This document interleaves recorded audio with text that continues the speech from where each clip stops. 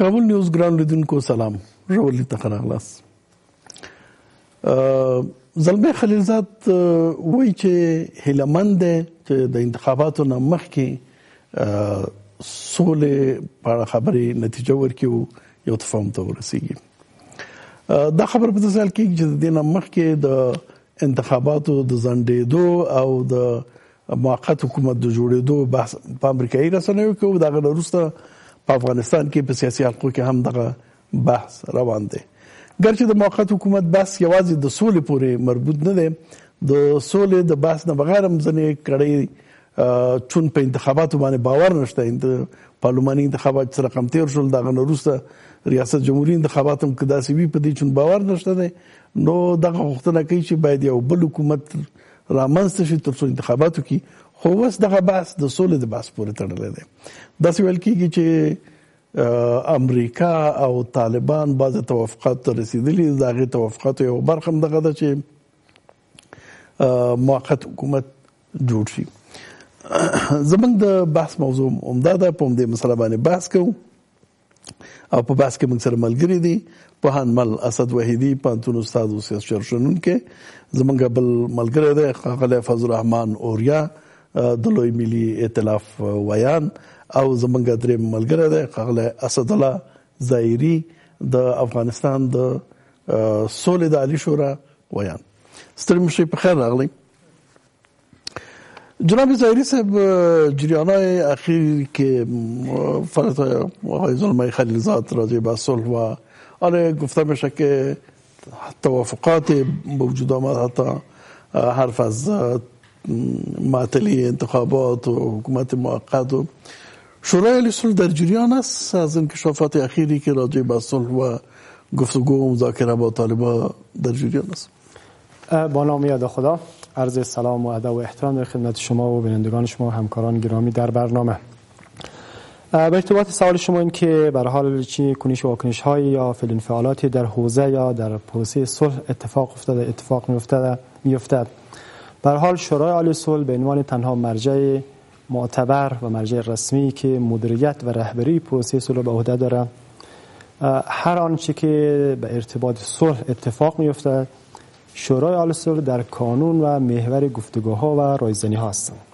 یعنی در این حال که ما از تمام اقدامات و از تمام تلاش های همکاران داخلی، منطقه‌ای و بین المللی استقبال میکنیم، همه همکاران این مراجع، این آدرس ها و نهادهایی که در زمینه صلح سازی در افغانستان تلاش میکنه، به هر حال به اشکال مختلف، از طرق مختلف شورای عالی صلح را، امور رقم که حکومت را در جریان های پیشرفت، در جریان کار و در جریان برنامه های با اجندهش میگذاره، شورای صلح هم قرار میداد.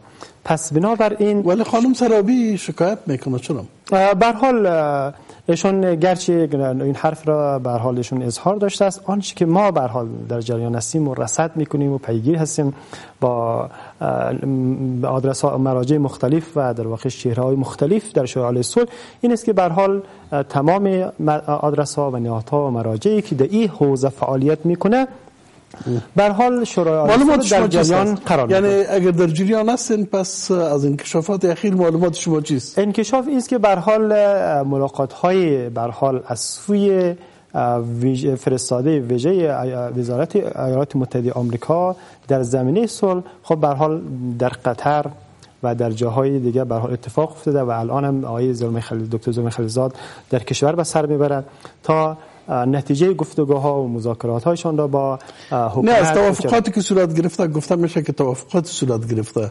اگر توافقاتش صورت گرفته و شما در جریان هستین و طبعا باید شما را در جریان بگذاره، چی توافقات صورت گرفته؟ در رسانه ها فقط چیزی که شما گفتن که تمام رسانه ها خبر دارن که آقای زلمه خلیلزاد در کابل است و دید و بازدیدهای صورت گرفته، لیکن از توافقات چی خبر دارید؟ ببینید شما به هر حال فعلا ما در وضعیت مذاکره و گفتگو برای شروع گفتگوی رسمی و مستقیم بین حکومت و مخالفان قرار دادیم. یعنی که به هر حال فعلا هیچ اتفاق مهمی که به هر حال در مسئله صلح رخ داده باشه رخ نداده است. این حرفایی که گفته میشه در رسانه‌ها و برخی مطبوعات که توافقاتی صورت گرفته است، اگر گفتگوها مذاکرات هست، این برای مذاکره است، برای شروع گفتگوی مستقیم بین افغانستان. این به این معنا نیست که در واقع یک طرف مذاکره مخالفین باشه، یک طرف مذاکره نهادها و مراجع یا طرفهای بیرونی باشه. به هر حال تشریح مسائل و همکاری‌های هر مرجع برای این کار لازم هست، اما فعلا هیچ اتفاق مهمی رخ نداده. تعطیل انتخابات، بحثایی که باید انتخابات معطل شود، به زمان دیگه از حکومت موقت گپ زده میشه، لیکن شما میگین که هیچ چیزی واقعی نشده. عرض میکنیم که ممکنه که در جریان گفتگو برای گفتگو، مذاکره برای مذاکره، طرف یا مخالفین حکومت وحدت ملی یک سری خواسته ها یا یک سری نکات را مطرح کرده باشه با میانجیگران یا کسانی که تسهیل میکنه روند و پروسه را، اما این به این معنا نیست که لزوما همه چیز نهایی شده باشه. آقای خلیلزاده دوباره برگشته که احیانا اگه دیدگاه‌های مطرح شده، نظرات مخالفین رو منتقل کنه به حکومت و شورای عالی صلح. پس بنابراین فعلا هیچ اتفاق خاص و مهم عملیاتی و اجرایی رخ نداده است. بسیار خوب. شما میگین که شما در جریان هستین، بسیار خوب است که شورای عالی صلح در جریان است، در حالی که شکایت‌های وجود داره که رئیس جمهور در جریان نیست. پس خوب است که از اتفاقات، از توافقاتی که گفته میشه شکایت وجود داره که رئیس جمهور در جریان نیست، شورای عالی صلح در جریان است. یک نکته ما عرض بکنیم که همکاران و کسانی که تسهیل میکنن ظرافت‌های مذاکره و گفتگو را در پروسه با دقت تمام و کامل میدن، یک مسئله، و دیگر اینکه تمام همکاران به یک سری حساسیت‌ها و یک سری موضوعات که از سوی مردم افغانستان، از سوی شهروندان افغانستان با حساسیت خاص پیگیری میشه، به هر حال اینا را متوجه هستن، اینا را در گفتار و رفتارشون مورد مراقبه و تأمل قرار میده. پس بنابراین بازم تأکید میکنم که اتفاق و حادثه مهمی که به هر حال عملیاتی بشه رخ نداست، اما گفتگوها و مذاکراتی برای شروع یک مذاکره و مستقیم و گفتگوها در جریان است. صحیح، عملیاتی شدن خود طبعا هنوز بسیار وقت است، لیکن توافقات سر توافقات هر بداریم. اوریا صاحب د ډیر وخت نه، یعنی وس خلیلزاد نن د رسنیو د استاد سره ولیدل، الته ښکارا دا خبره وکړه چې وس خلیلزاد که دا خبره کوي خو طبعا په یو مسؤلیت باندې کوي چې هیلمن د انتخاباتو نه مخکې سولې خبرې نتیجې ته ورسیږي. نو د دې معنا خو دا ده چې یو سلسله توافقات یو څه شوي دي، یعنی دا خبره رد نه کړله چې موقت حکومت جوړېدلو دا خبرې. نو آیا په دغه خبرو کې سوله عالی شورا خو وایي چې موږ په جریان کې، آیا سیاسي احزاب لکه مثلا لوی ملي ائتلاف دی په دغه توافقاتو په جریان کې دي نه دوی سره د مسایل شریک شوي دي او که نه؟ ستاسو موقف او دریځ د دغه انکشافات په اړه څه دی؟ ډېره مننه تاسو ته او د بحث درنو ګډونوالو ته او د تاسو تلویزیون درنو لیدونکو ته د زړه له کومې سلامونه وړاندې کوم. زه فکر کوم د اصلاحاتو کې که موږ څوک لږ ریالیستیک برخورد وکړو، موږ په نوم د دولت افغانستان څه شی نه لرو. دولت ځانګړی تعریف لري، یو ځانګړتیا دا ده چې په یو جغرافیا باید واک ولري، د هیواد په نوم په یو جمعیت باندې باید واک ولري چې هغه څه دا نه لري.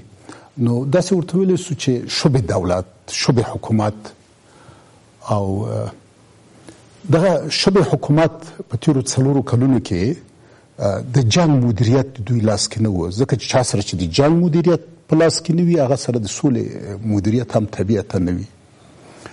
دوی سره د نو غیر طبیعي نه ده چې دوی سره خبرې کې شریکېږي یا نه شریکېږي. زه درته عرض کوم، او دغه حکومت سره د اقتصاد مدیریت، د سیاست مدیریت د دوی په لاس کې نه و، او دغه حکومت په تیرو 4 کلونو کې خپله په یو محور د تاوتریخوالي، جنگ، فساد، لا قانوني باندې تبدیل شوی و، او اوس هم همدغسې یو موقف لري. او دغه حکومت د نړیوالې ټولنې یو ګزینه وه چې د دې په واسطه باندې هغه خپلو موخو ته ورسیږي، او دغه 4 کاله په ډېره پراخه کچه په باندې سرمایه گذاري وکړله. اوس له وی خوا نړیواله ټولنه امریکا د پایلې ته رسېدلې ده چې دغه سرمایه گذاري 4 کلنه یا 15 کلنه په دې حکومت باندې مثبت سره د مثبت پایلې نه درلودلې منفي پایلې درلودلې او دا حکومت 4 کاله فرصت ورکړ په ځانګړي ډول د سولې په ډګر کې یو څه ګام اوچت کی سره د چې ګام اوچت نه کې د دوی په موجودیت کې تاوتریخوالی نور هم زیات شي. ها اوس خو خلیلزاد راغلی دی او د ټول اختیار د فقط لازم وزالته همدغه لازم وخت چې دغه ګزینه ناکامه شوله نو امریکا دې ته مجبوره شوله چې په خپل میخ په نیغه له طالبانو سره خبرې وکوي او دا د امریکا په بهرني سیاست کې یو بنسټیز بدلون ده. خو د طالبانو غوښتنه هم دا و او د طالبانو غوښتنه هم دا و او طالبان هم د خپل غوښتنې ته ورسېدله او دغه چې اوس موږ وینو کنه چې 2-3 دفعې ښاغلی خلیلزاد زیال ته خبرې کوي دا خو یو علني ډیپلوماسي ده او په نړیواله ټولنه کې عرف دا د مخکې لیدي چې یو علني ډیپلوماسي شروع سي یو پټه خاموشانه ډیپلوماسي شتون لري. زه فکر کوم چې دا خبره شاید له یو کال یو نیم کال نه په یو پټه ډیپلوماسي کې شتون درلوده او هغه ډیپلوماسي پایلې ته رسېدلې پایلې مثبت اوس علني شوله.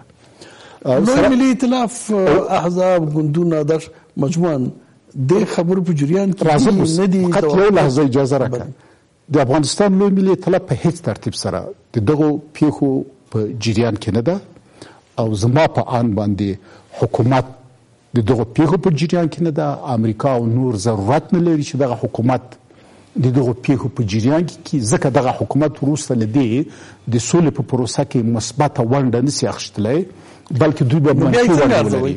اوس په افغانستان کې سیاسي احزاب خلګر چې خلیلزاد راځي د خلکو سره ګوري ملاقاتونه کړي مختلفو سیاسي رهبرانو سره مشرانو سره لیکن تاسو وایئ چې دغه ائتلاف د دې توافقاتو یا انکشافاتو په جریان کې نه دی نو که د افغانستان سیاسي احزاب ډلې او ګوندونه د دې رضایت نه بغیر یا د دې د مشورې او د شریکېدو نه بغیر دغه توافقات به بیا نو څه معنا ولري؟ تر اوسه پورې خو مشورې روانې دي له احزابو سره او له سیاسي ګوندونو سره فقط یو ژمنه چې سیاسي ګوندونو سیاسي ائتلافونو مدني ټولنو او ځینو مستقلو شخصیتونو ته سوي ده هغه دا ده چې کوم وخت کې د امریکا خبرې له طالبانو سره پای ته رسیږي نو دا دویم پړاو ته داخليږي چې دویم پړاو کې په اصطلاح بین الافغاني مذاکرات شروع کیږي چې په دغه بین الافغاني مذاکرات کې بیا دغه سیاسي ګوندونه او سیاسي ائتلافونه او مدني ټولنې او مستقل شخصیتونه ونډه ولري او دغه بین الافغاني مذاکرات په هیڅ ترتیب سره اوس دغه بحث چې انتخابات د معطل شي او موقت حکومت د جوړ شي په دې اړه ستاسو نظر د ائتلاف نظر شي د افغانستان لوی ملي ائتلاف له هر هغه تعامل څخه چې په افغانستان کې سوله ثبات او ټیکاو رامنځته کړي لغنه بشپړ ډول ملاتړ کوي که یو انتقالي دوره د دې باعث کېږي چې په افغانستان کې امنیت راسي سوله راسي او افغانان د سوکالۍ خواته لاړ شي په بشپړ ډول حمایت کوو او ترېنه ملاتړ کوو او هغه څوک چې مخالفت کوي په مختلفو نومونو په ځانګړي ډول حکومتي چارواکي وایي چې قانون اساسي دی په پام کې ونیول شي ټاکنې باید خپل شخصا ډاکټر صاحب غني وایي چې د اساسي قانون پر بنسټ په خپل وخت زمان سره باید سرته ورسیږي دا د دوی بهانې دي دا د دوی منفي لوبې دي چې غواړي خپل شخصي ګټې خوندي کړي او د سولې د پروسې په وړاندې ودرېږي او د سولې پروسه ټکنۍ کړي. زه فکر کوم چې وروسته له دې حکومت نشي کولی چې د سولې د پروسې پر وړاندې خنډونه جوړ کړي. حکومت د سولې د پروسې په وړاندې ودرېږي. بالکل اوس حکومت د سولې د پروسې په وړاندې ولاړ ده او په بشپړ ډول باندې غواړي چې دلته خنډونه رامنځته کړي او خنډونه جوړ کړي او دا خنډونه همدا دي چې دلته اساسي قانون نه و د اساسي قانون پر بنسټ موږ انتخابات کوو. دلته موږ 18 کلنې لاسته راوړنې لرو دغه د 18 کلنې راوړلو لاسته راوړنې د ساتلو په خاطر باندې موږ باید دغه کارونه وکړو. داسې شرایط دي چې هغه اوریا صاحب د حکومت کې یا هم ډاکټر صاحب عبد الله او هم ډاکټر صاحب اشرف غني کې دونه شی مشته ده چې یو جریان چې امریکایي رهبری کې یو هغه روان کړی د سولې بهیر او د سره مخالفت دوی د امریکا په جغرافیه کې نشي کولای چې الته خنډونه رامنځته کړي. دوی دغه د کابل په جغرافیه کې خنډونه رامنځته کوي او غواړي چې دا سوله زم کابل یادوم دونه شیمه پکې شته چې دلته دا کار وکړي. عرض کوم چې غواړي ټکنۍ کړي یعنی دا چې ویدروي نشي کولای مختلف کې نشي کولای غواړي ټکنۍ کړي او عرض مم دا چې ټکنۍ کولای هم داسي د دوی حقوقونه به بې ځایه وي. صحیح. ولې داسې کوي په دې بیا وروسته خبرې کوو ولې حکومت دغسې غواړي. وحیدي صاحب دغه د موقت حکومت بحث او د انتخاباتو د معطلېدو بحث امریکایي رسنیو کې روان دی او دلته هم سیاسي حلقو کې روان دی. دا زیات د سولې پورې ارتباط لري او که نه چون په انتخاباتو باندې باور نشته دی، یعنی غیر د سولې نه هم ځینې کړۍ دا غوښتنه کوي چې موقت حکومت باید جوړ شي. دغه بحث زیات څه پورې ارتباط لري په انتخاباتو او په دغه کمیسیون او په دغه حکومت نه باور چې نشي کولای انتخاباتو کې یا خراب انتخابات کوي او که نه رښتیا هم د سولې د بحث پورې ارتباط لري. بسم الله الرحمن الرحیم. زواک سلام په پیل کې تاسو ته په بس کې درنو ملمنو د ټلویزیونکو ته سلام، کتونکو ته سلام او احترام وړاندې کوم. زه فکر کوم چې د وروستي بحثونه مستقیم ډول د سولې له مسلې سره تړاو لري او یعنی دا بحثونه نه دي چې څه وخت وړاندې په دې تړاو راپورته کېدل یا ځینو سیاسي مخالفینو د حکومت دا بحث مطرح کولو چې حکومت په د ټاکنو د مدیریت توان لري یا د ټاکنو کمیسیونونه یا نه غواړي یا پکې د تقلب او درغلۍ پلان لري، په دې اساس باید موقت حکومت جوړ شي. دا وروستی بحث د مخامخ له سولې سره ارتباط لري. څو شان اول دلته باید واضح شي چې د موقت حکومت نه تصویر څه دی، یعنی لږ وضاحت پکار دی. اول خو زه یوه خبره کوم چې حکومت هم په دې اړه معلومات نه لري او صلح علی شورا خو یې بیخي نه لري. حکومت په دومره وي چې اوس په د رسنۍ ښې څاري چې په رسنیو کې څه راځي دوی پیدا کړي او صلح علی شورا خو یعنی حکومت د رسنیو معلومات ترلاسه کوي. او زه په اطمینان دا خبره کوم د صلح علی شورا خاطر د رسنیو د څارلو پوره توان هم نه لري چې رسنیو نه پوره معلومات واخلي. حکومت خو لږ تر لږه به د رسنیو د مانیټور لري وسایل لري.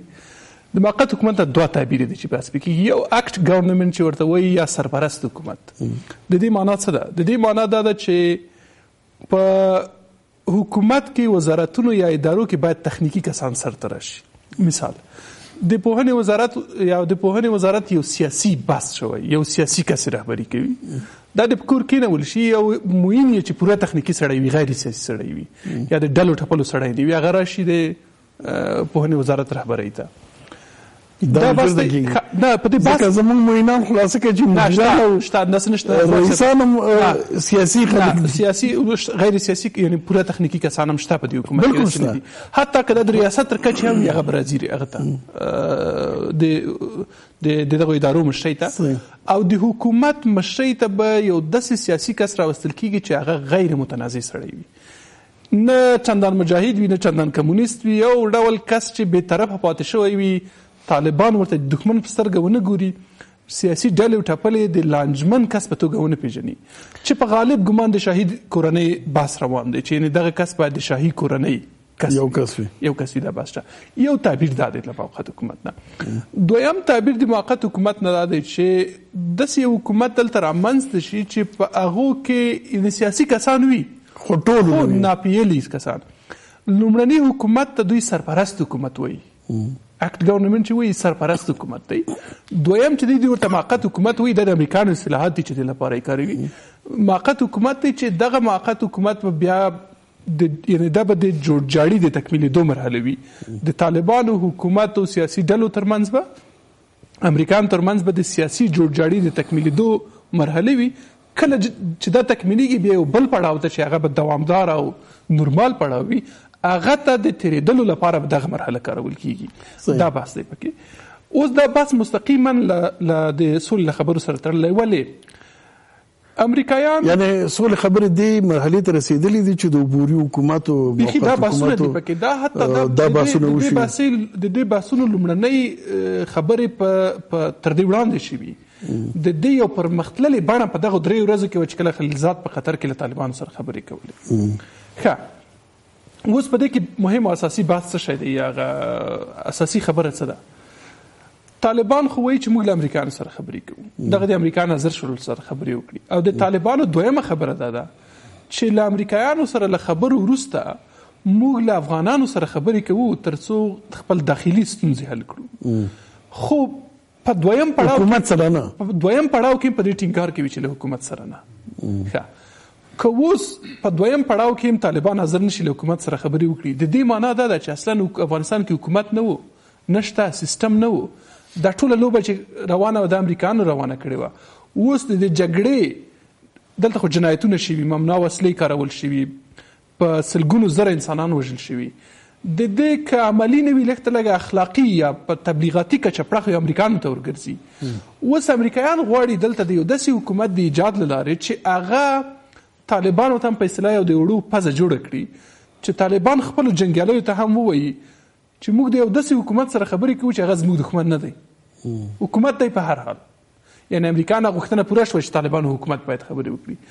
خو دا حکومت به له دې حکومت سره توپیر دا وي چې طالب به خپلو جنګیالیو ته وایي چې زه له یو داسې حکومت سره خبرې کوم چې هغه د بل د کنفرانس په نتیجه کې چې کومه سلسله شروع شوې ده او اساسي قانون دا په اساس انتخابات هغه سره طالب خبره نه کوي. او اوس وایي طالب څو خبرې کوي. یو دا چې دا حکومت زما دښمن نه دی، دویم دا د هغه قانون پر اساس نه دی رامنځته شوی چې په بون کې جوړ شوی، دا هغه سلسله نه ده چې په بون کې روانه شوی، دغه انتخابات نه دي چې امریکایانو کول، او حتی دا هغه حکومت نه دی چې جان کیری جوړ کړ، بلکې دا هغه حکومت دی چې د توافق په نتیجه کې طالبان سره خبرې کوي چې ته بیا کومه لارم جوړه کړې د لوی جرګې یا ملي اجماع په نامه یا د تورته بل نو دغه خبرې روانې دي. او دا خبر د دې خبرې په څنګ کې نور مسایل روان دي. یعنی حکومت کې دې په دې اړه مثلا د امریکایي پانتون د استادانو خبر روان د موافقه شوی په دې ورځو کې خوشی شي، انس حقانی ورسره انس حقانی خوشی کیږي او د انس حقانی خوشی بشي، خو خوشی کېدل پټ ساتل کیږي، یعنی رسمي اعلان به ونه شي. له حکومت نه به وغواړي چې تاسو دا کار وکړئ او دا خبره پټه وساتئ. یو چې دا طالبان خوشي شول، یو چې دا طالبان خوشي شول، حتی هغه دوه غړي دي چې د ګوانتانامو نه خوشي شي او بیا نظربند و، هغه رسما په خبرو کې ناست و، دغه ټیم غړي و چې له امریکایانو سره خبرې کوي.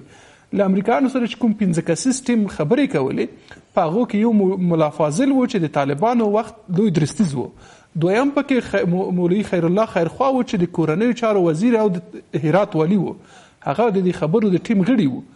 په پاکستان کې ځینې طالبان خوش شول، ملا برادر، ملا ثاني او ځینې نور کسان، ځینې نور توافقات هم شوي چې په هغو کې د تورلیست نه د ځینو کسانو د امریکا د اډو خبره ده. خلیلزاد خو طالبان سره یو بل د خلیلزاد کسو ته چې ځینې کسان ډېر په اصطلاح هیلهمن دي، دوه باسه دي.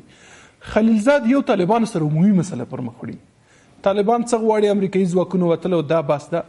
دویم خلیلزاد د خپل تجربه پر اساس یا د خپل مهارت پر اساس په طالبانو کې افراد او کورنیو ته د امتیاز ورکولو لاره غواړي، په هغوی کې نفوذ وکړي او خپل غوښتنې پرې ومني. اوس چې کله د انس حقاني خبره کېږي، معنا ته حقاني شبکې ته یو ډول امتیاز ورکوي، حتی تر دې چې ځینې طالبان کاروبار لري، سوداګري لري، ځمکې یې اخیستي، بزنس لري د هیوادونو ترمنځ، اکاونټونه یې بلاک شوي، یعنی حتی تر شخصي امتیازاتو پورې افراد او کورنیو ته خلیلزاد دغه معاملان پر مخ وړي. په دې اساس د یو لوی لوبه دا خباس د انتخاباتو د معطلېدو او د موقت حکومت، یعنی دا مطلقاً د سولې د خبرو سره ګوري که د باس وي، ګوري که باس د انتخاباتو کې تقلب او دا وي، اول خو د کمیسیون کې امریکا سفارت ارګ ته یو میسج وکړي، سبا یو کمشنر هم نشته، زه ورته وایي چې دا نه غواړم.